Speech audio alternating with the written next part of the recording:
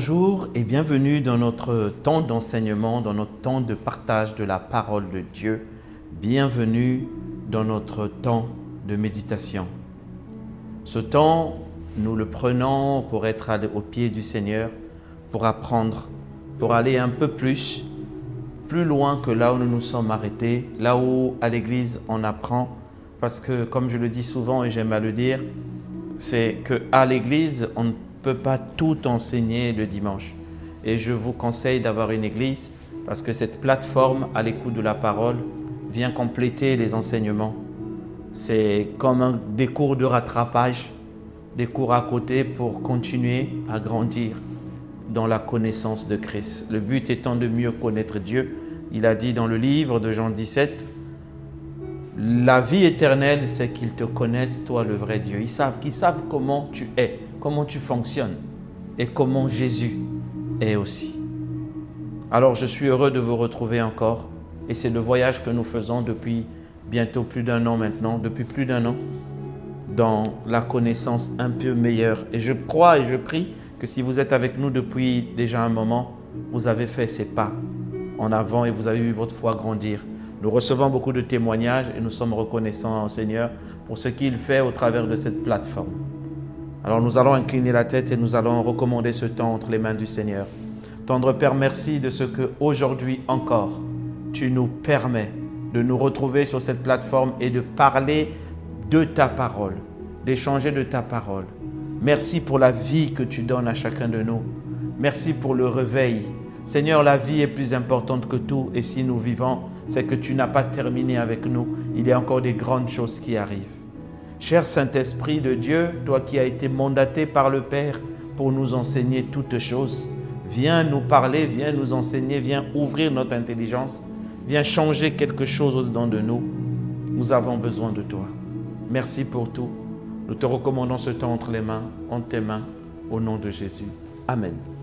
Alors une fois de plus, bienvenue sur cette plateforme, bienvenue à l'écoute de la parole, bienvenue à vous qui nous rejoignez, à vous qui êtes habitués, à vous qui nous rejoignez. Je rends grâce à Dieu pour votre vie et c'est pour moi un honneur que de me tenir debout devant vous et d'apporter la parole de Dieu.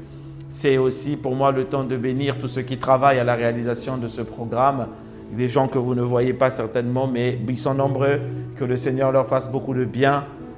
Et je prie aussi pour vos pasteurs dans vos églises, que les pasteurs qui font ce travail de prendre soin des âmes, d'enseigner, de prendre soin des brebis, de paître les brebis du Seigneur, vraiment que le Seigneur leur fasse du bien à eux et à leur famille. Et je termine par vous-même en vous disant encore une fois de plus que Dieu vous bénisse. Que ce matin encore, il ouvre votre intelligence et qu'il vous parle. Amen. Depuis quelque temps, depuis le début de cette année, le Seigneur nous demande de parler de la foi. La foi, parce que la foi est tellement importante. La foi, c'est ce qui nous permet d'avancer. Nous prêchons ce que le Seigneur nous a demandé de prêcher, l'évangile. Aller et annoncer dans toutes les nations cette bonne nouvelle. Cette bonne nouvelle, c'est l'évangile. Et l'évangile ne parle que de la grâce, de ce que le Seigneur Jésus-Christ est venu, de la grâce que nous avons commencé à enseigner. Mais il y a un problème souvent lorsque nous allons dans les églises. Nous regardons des frères chrétiens, quelque chose ne va pas, quelque chose n'est pas en son place. Nous avons l'impression que la grâce devient un mythe, ce n'est qu'un nom. Mais pourtant, le Seigneur nous a fait rentrer déjà dans la grâce. Et la grâce a été donnée, elle est disponible, elle est là.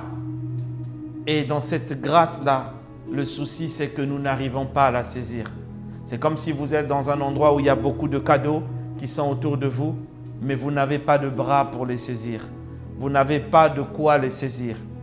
Et là, je parle à quelqu'un qui depuis tant d'années tourne et se dit pourquoi ça ne va pas. Et voilà comment le Seigneur est venu.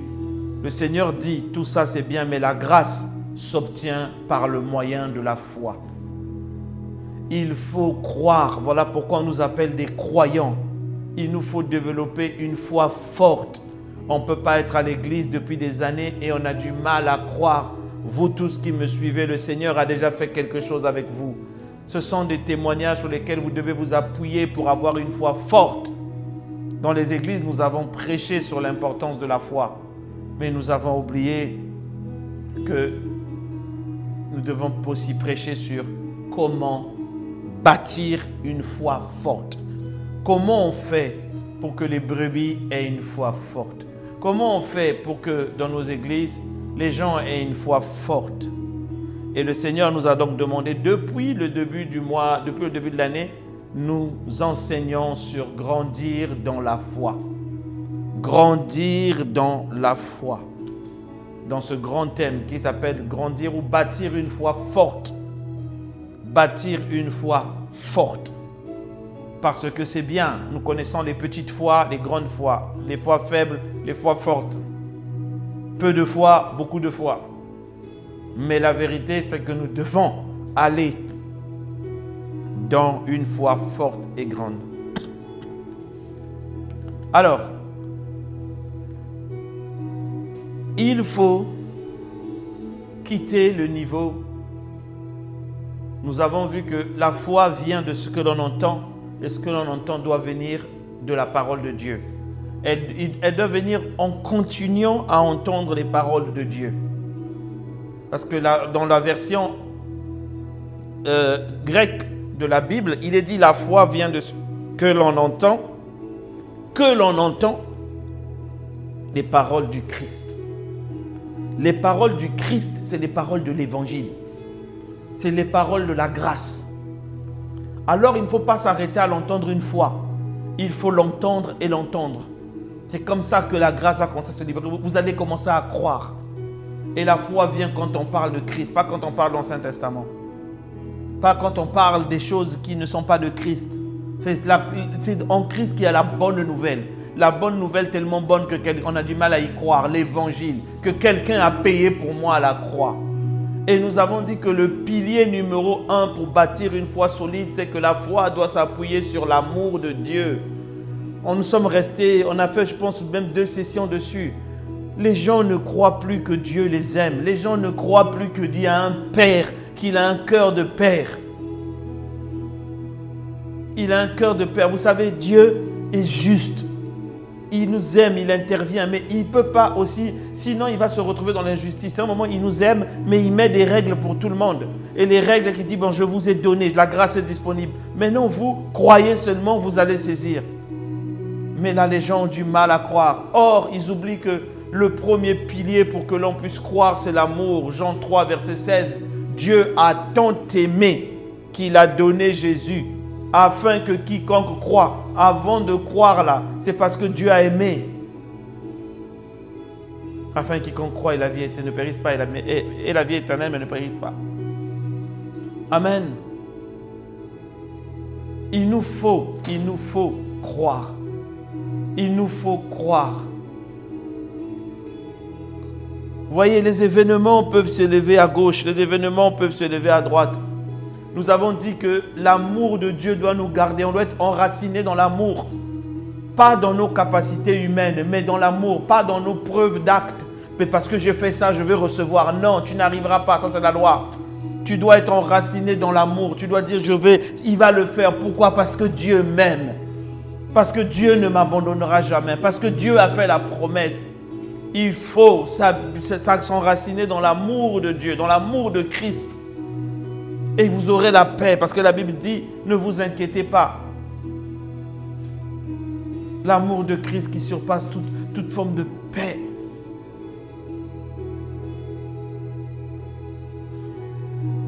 Vous voyez, vous connaissez ce récit. Le Seigneur parle des sables mouvants. Il nous a dit, voici sur quoi vous ne devez pas bâtir.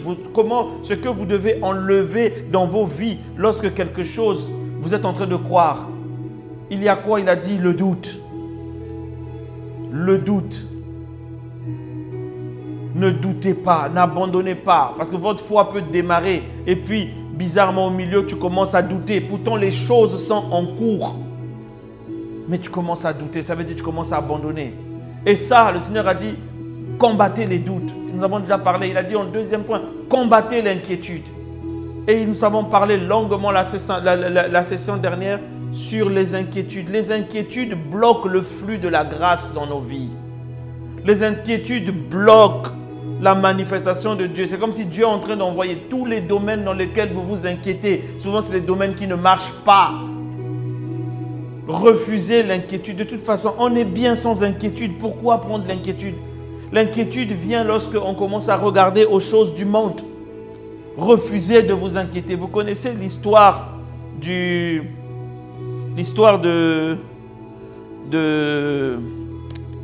le responsable de la synagogue qui vient voir Jésus.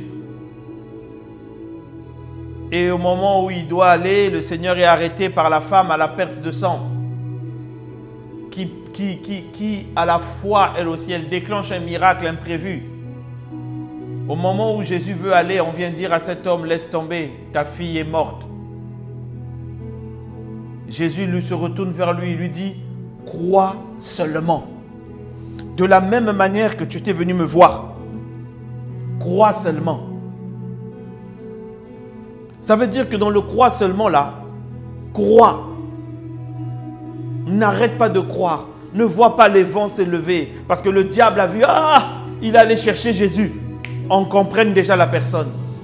Crois seulement. Ariana Brossé. Crois seulement. Ne doute pas dans ton cœur. Continue à croire. Quand tu es venu me chercher là, je t'ai dit, allons-y. Je ne peux pas te dire, allons-y, si je sais que la personne ne se lèvera pas. Et ce responsable de la synagogue a dit, allons-y. Il a continué à croire. Il s'est accroché.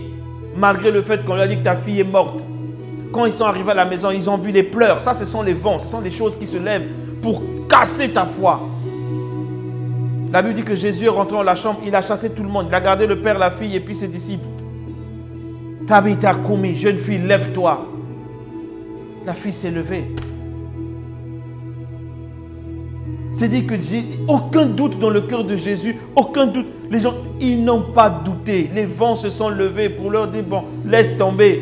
Ils devaient déjà se lever. Oh, ma fille. Il dit, crois seulement. Jésus a dit à Marthe et à Marie, ne t'ai-je pas dit que si tu crois, tu verras la gloire de Dieu. Beaucoup de gens ne rentrent pas dans la gloire parce qu'ils arrêtent de croire. Ils regardent aux événements, les inquiétudes montent, les inquiétudes montent, les inquiétudes montent. Et après, tout s'écroule. Crois seulement. Crois en ce que la Bible dit.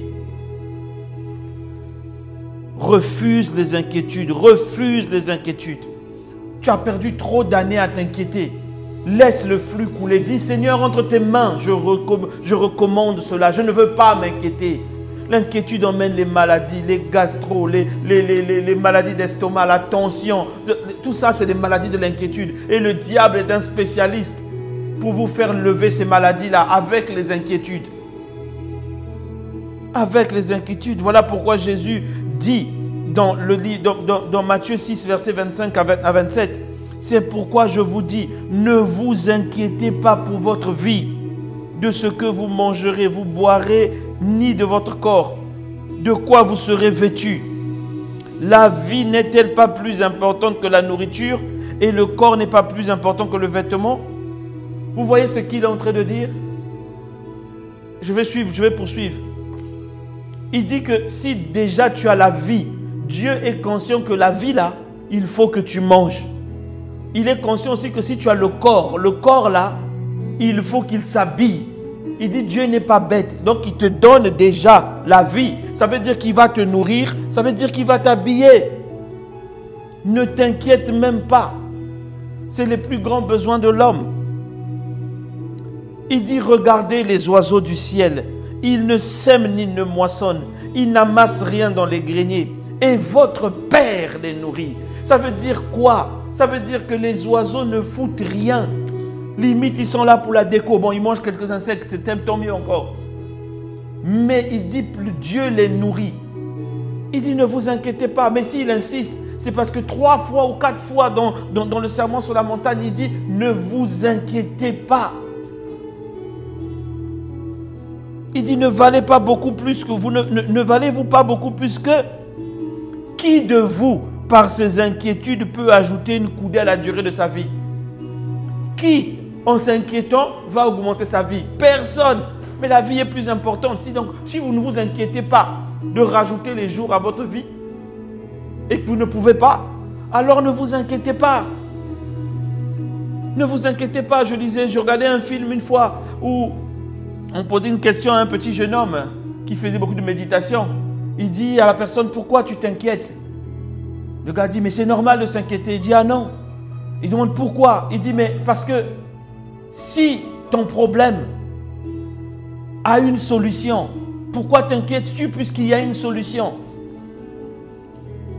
Et le gars lui dit, mais s'il n'y a pas de solution. Mais il a dit, s'il n'y a pas de solution, pourquoi t'inquiètes-tu puisqu'il n'y a pas de solution? Dans tous les cas, s'il y a une solution, tu vas le mettre. S'il n'y a pas de solution, mais il n'y en a pas. Pas la peine de t'inquiéter. Garde ton cœur en paix.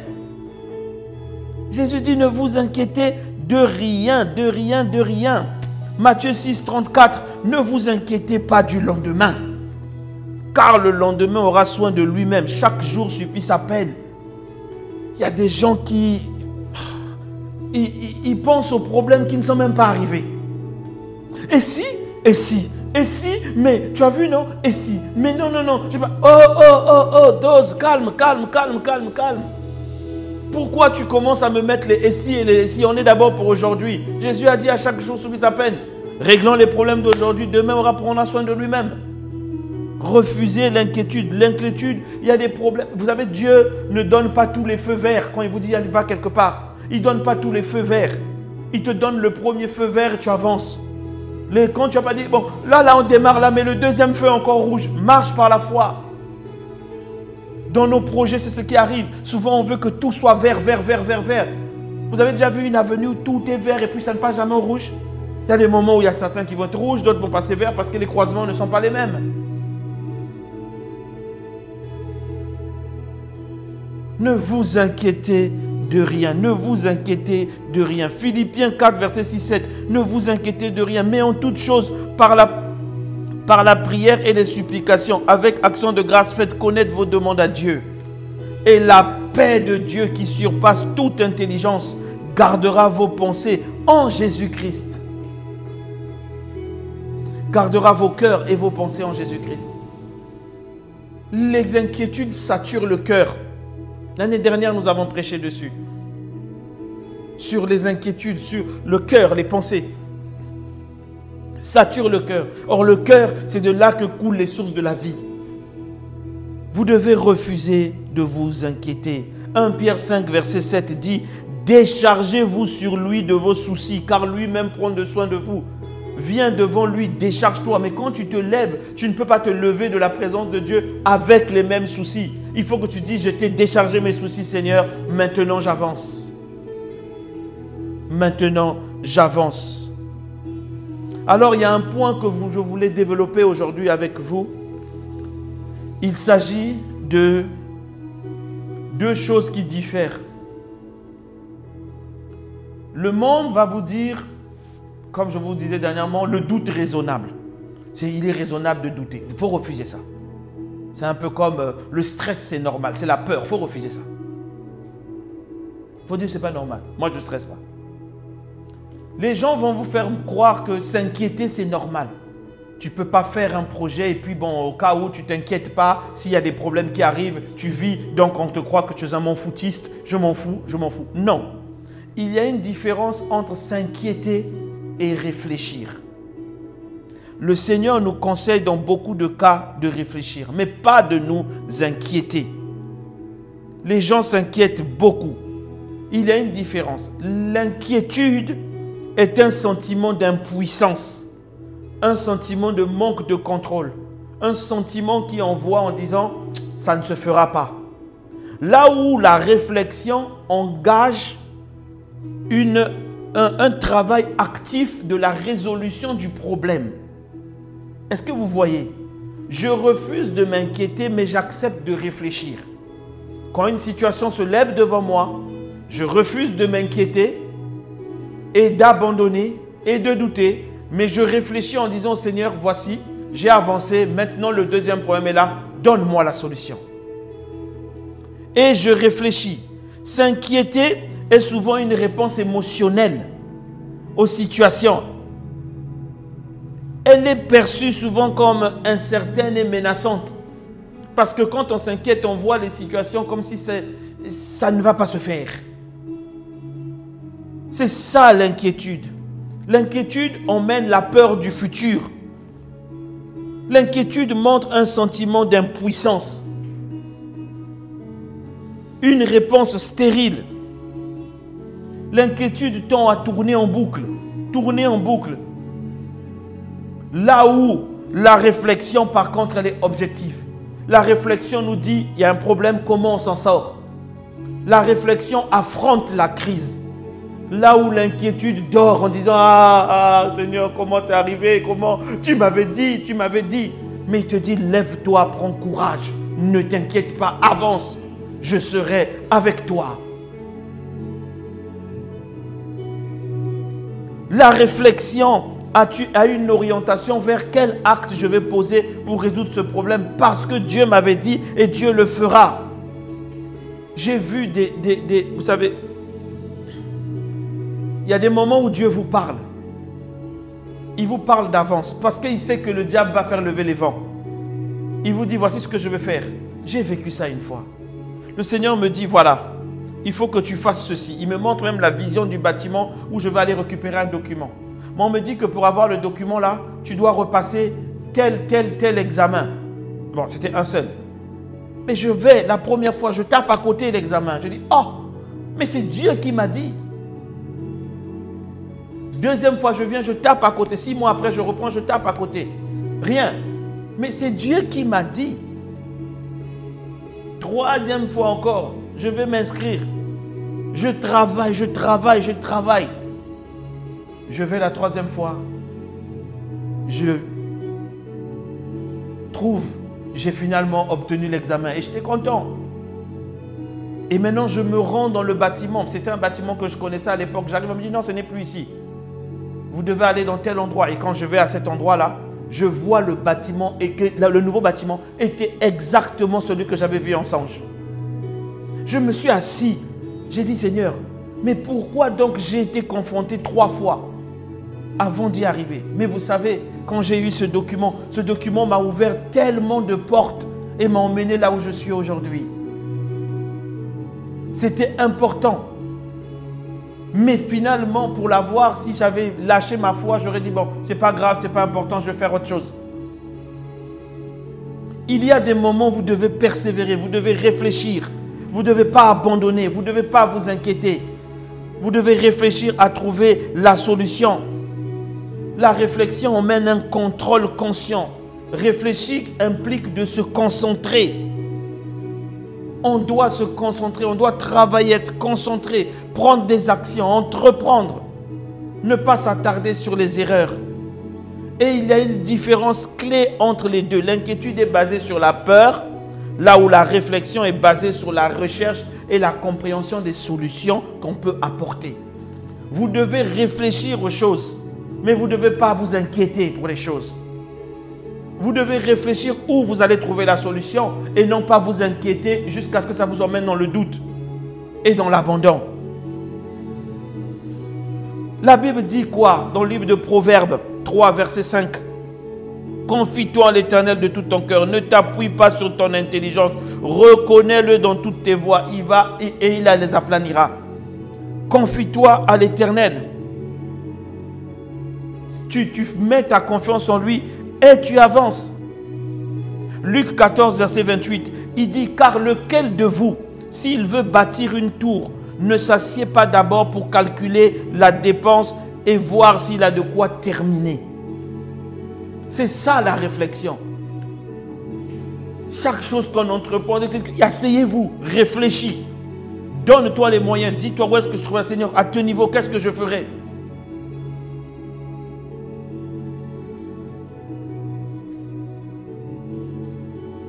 C'est ça la réflexion. La Bible dit, Proverbe 16 au verset 20. Celui qui réfléchit sur les choses trouve le bonheur.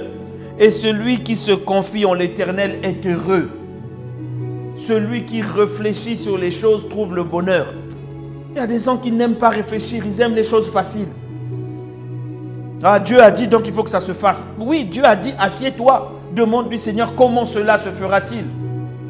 Explique-moi. Tu le demandes avec foi. Ne demande pas comme avait demandé, comment il s'appelle, Zacharie. Il demandait dans le doute. L'ange s'est même fâché avec lui, dit, tu as pu parler. Il faut que tu demandes avec foi. Alors, il faut réfléchir aux choses. Celui qui réfléchit trouve les réponses. Celui qui planifie les choses trouve les réponses. La sagesse de la fourmi, elle planifie. Tu ne peux pas être là et nous sommes déjà en février. Et tu n'as rien de planifié pour cette année. Tu es comme ça. Non. Donne-toi un objectif. Dis-toi cette année, ça va changer. Dis-toi cette année, je dois atteindre ça. Et réfléchis comment je vais faire. Parce que tu es un être doté d'intelligence. Et Dieu t'a donné de l'intelligence dans tous les domaines dans lequel tu es. Et l'Esprit de Dieu te conduit. Dieu a tout mis en place. Il te dit, crois. Mais croire, ce n'est pas comme ça. Je ne vous ai pas dit même, croire, c'est un verbe d'action. Je pose des actes. Une difficulté se lève, je refuse de m'inquiéter. Je crois en ce que Dieu a dit et derrière, j'applique. Je trouve des solutions et j'avance. C'est ça des vainqueurs qui s'emparent du royaume. Des hommes violents. Des hommes devant qui Satan se lève et dit, je ne reculerai pas Satan. Montagne, jette-toi de la mer. J'avance.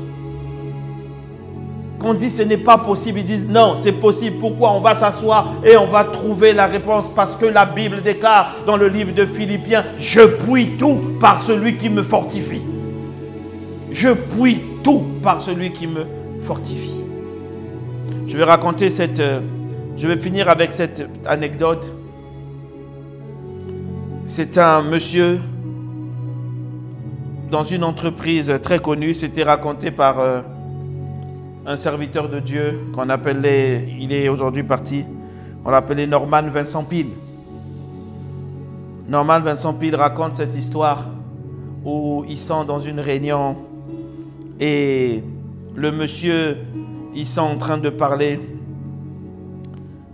Il dit, à chaque fois, il pose la question, c'était un grand projet, autour d'une réunion, il pose la question et dès qu'on mettait un truc, il y avait toujours quelqu'un qui était là.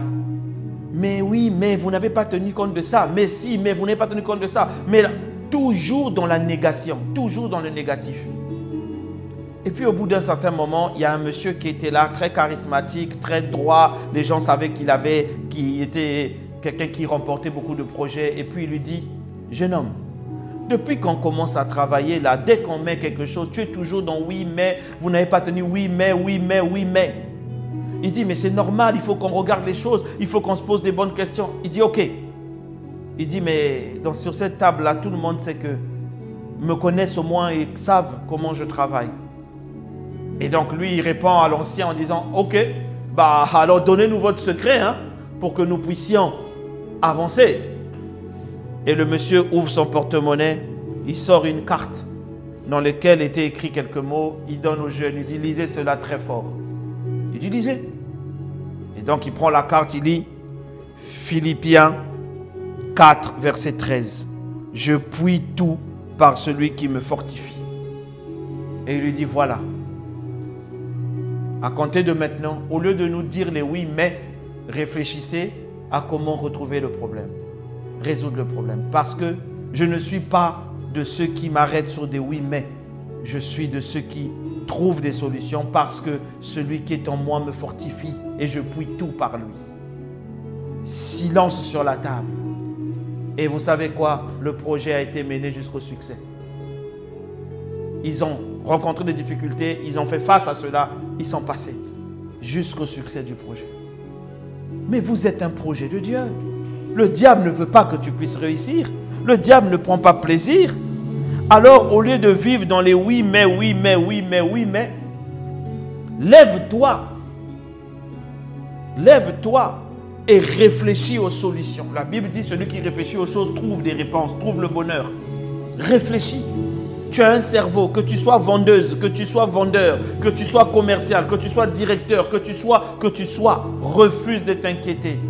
Refuse de t'inquiéter. Même chez toi à la maison, refuse. Appuie-toi sur ce que Jésus dit, sur ce que le Seigneur t'a dit et trouve des solutions. Le Saint-Esprit fonctionne comme ça. Il va t'ouvrir l'intelligence. Vous savez, la sagesse a le pouvoir de vous donner des réponses là où il n'y a aucune réponse. A le pouvoir de vous donner une solution là où vous pensez qu'il n'y a plus rien à faire. La sagesse crée des solutions. Elle crée. Réfléchissez, l'Esprit de Dieu va travailler. Refusez de vous inquiéter. L'année commence, on est déjà bien lancé là. Il est maintenant le moment d'engager. On va incliner la tête. Seigneur, nous te rendons grâce de ce que tu es Dieu et que tu éloignes de nous l'inquiétude et tu fais ramener des hommes et des femmes qui réfléchissent aux solutions. Oh oui Seigneur, nous refusons l'inquiétude que nous remplaçons par la réflexion aux solutions, comme le dit ta parole. Nous te rendons grâce parce que cela s'intègre. À compter de maintenant, mon frère et ma soeur refusent l'inquiétude et décident de réfléchir, d'engager cette action positive qui va pour trouver des solutions. Car je puis tout par celui qui me fortifie. Nous sommes capables de tout par Christ qui vit en nous. Et il a dit dans la parole, crois seulement. Ne t'arrête pas de croire devant certaines difficultés, ne t'arrête pas. Alors nous allons croire que cette année est glorieuse, elle est plus grande que 2024. Croire que Dieu va faire de grandes choses en 2025. Croire que cette année est une année de puissance, une année de gloire, de manifestation de l'Esprit. Nous allons croire et nous allons traverser avec victoire au nom puissant de Jésus-Christ. Que ta grâce et ta paix soient libérées dans les cœurs. Au nom de Jésus-Christ. Nous avons prié. Amen. Que Dieu vous bénisse. Que Dieu vous bénisse. Qu'il vous fasse du bien à vous, à vos familles, dans vos maisons, dans vos business, dans vos travails. Qu'il vous fasse du bien dans l'environnement où il vous a appelé. Amen. Si vous n'avez pas encore donné votre vie à Jésus-Christ, restez avec nous. Faites la prière du salut avec nous. C'est important de donner votre vie à Jésus-Christ. Arrêtez de vous inquiéter. Donnez votre vie à Jésus-Christ. Il va enlever ça. Il a porté vos inquiétudes à la croix. Et mon frère, ma soeur, toi qui es dans ce programme, mets en pratique ce que nous disons. Mets en pratique. On n'a plus le temps à perdre. Mets en pratique. Et partage cette parole. Il y a quelqu'un qui s'inquiète beaucoup. Donne-lui la solution. Tu lui avais dit dernièrement, ne t'inquiète pas. Maintenant, dis-lui ce qu'il faut faire à la place. Parce qu'il a de l'intelligence. Partagez avec moi le message. Partagez. Que la parole touche. Les gens ont besoin de se relever. Des chrétiens ont besoin d'occuper les postes que Dieu a prévus pour eux. Les plans, les projets qu'il a dit, j'ai pour vous des projets de paix, non de malheur. Pour vous donner une espérance. Il faut que nous puissions avoir ces projets. Saisir ces projets. Mais il nous faut la foi. Amen. Que Dieu vous bénisse et je vous dis à la prochaine.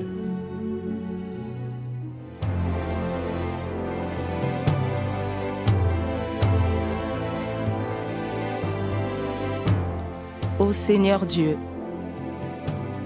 je crois en ton Fils Jésus-Christ. Je crois qu'il est mort pour moi et que Dieu l'a ressuscité d'entre les morts. Je confesse de ma bouche que Jésus-Christ est le Seigneur de ma vie. Dès maintenant et pour toujours. Je donne ma vie à Jésus-Christ dès aujourd'hui et j'ouvre mon cœur par la foi et reçois le salut.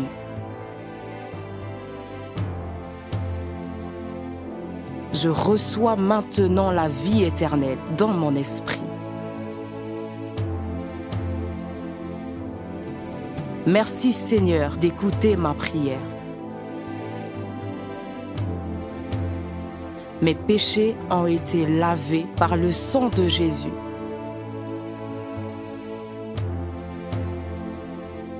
Christ vit maintenant en moi. Et je suis libre. Je suis sauvé. Je suis né de nouveau.